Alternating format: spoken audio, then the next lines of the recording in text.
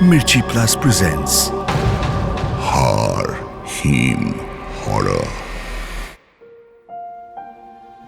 ভারত নেপাল বর্ডারে একটা ছোট্ট টাউন আছে, তার নাম মানেভাঞ্জন। এই মানেভাঞ্জন টাউন থেকে 5 কিলোমিটার এগোলেই গুরদুম বলে একটা ছোট্ট পাহাড়ি গ্রাম আছে। বিপাশা আর বিলাস এই পাহাড়ি গ্রামেই নিজেদের হানিমুন কাটাবে বলে এসেছে। ওদের থাকার জায়গাটা ভারী মনোরম। একটা উঁচু পাহাড়ের মাথায় তৈরি করা এই হোমস্টেটা। বারান্দায় বসে চারিদিকের অপরূপ সুন্দর দৃশ্য দেখতে দেখতেই বিপাশা আর বিলাসের দিনের অর্ধেকটা সময় কেটে গেল। বিপাশা বিলাসকে জিজ্ঞাসা করল, আচ্ছা, একটা কথা বল, আমাদের বাড়ির এত কাছে এত সুন্দর জায়গা থাকলেও বাঙালিরা ভুরি ভুরি পয়সা খরচা করে সুইজারল্যান্ড যায় কেন?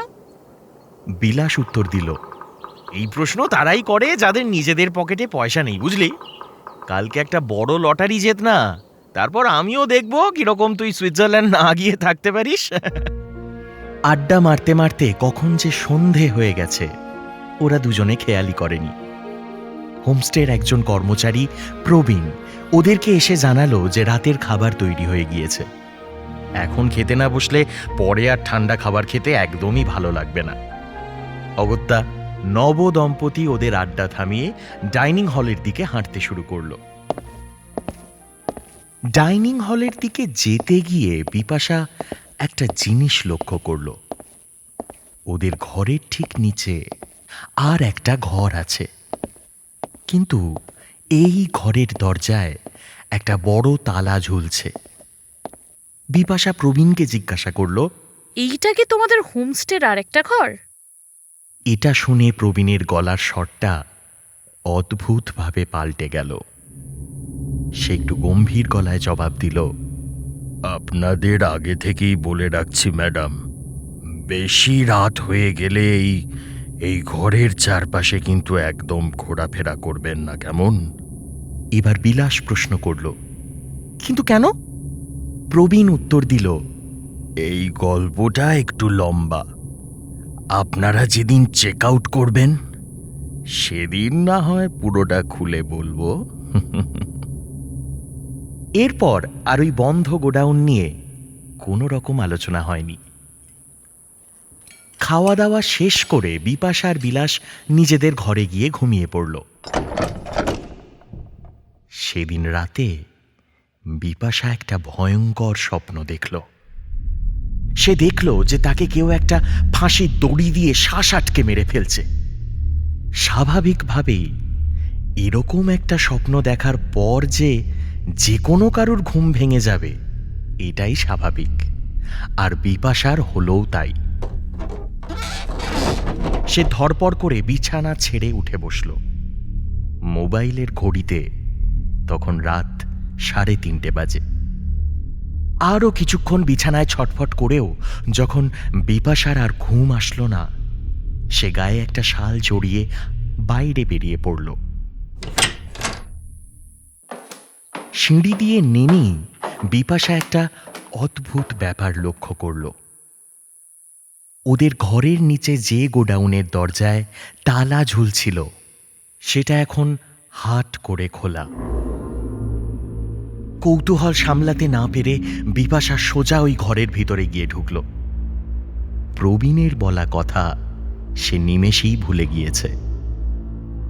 ঘরের ভেতরটা প্রায় অন্ধকার, চাঁদের আলোয় তাও কিছুটা হলেও দেখা যাচ্ছে। ওই চাঁদের আলোয় বিপাশা প্রথম যেটা দেখতে পেল সেটা হলো একটা মোটা দড়ি।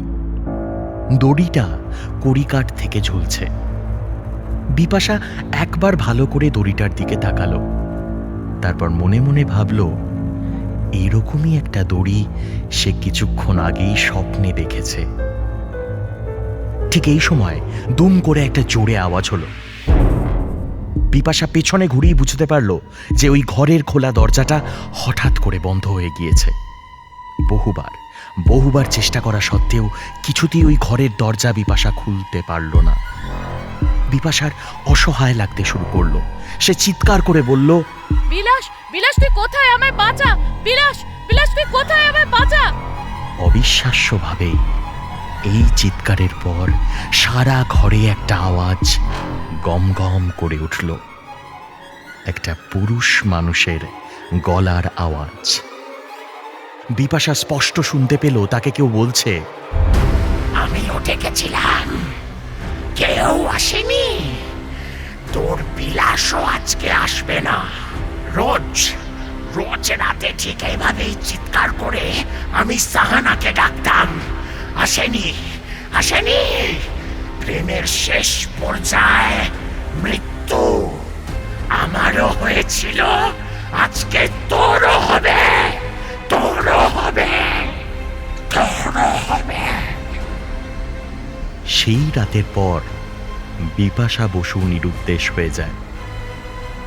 বিপাশাকে খোঁজার জন্য ওই গোডাউনের তালা খোলা হয়েছিল ঠিকই, কিন্তু বিপাশা বসু ওই ঘরে ছিলেন না।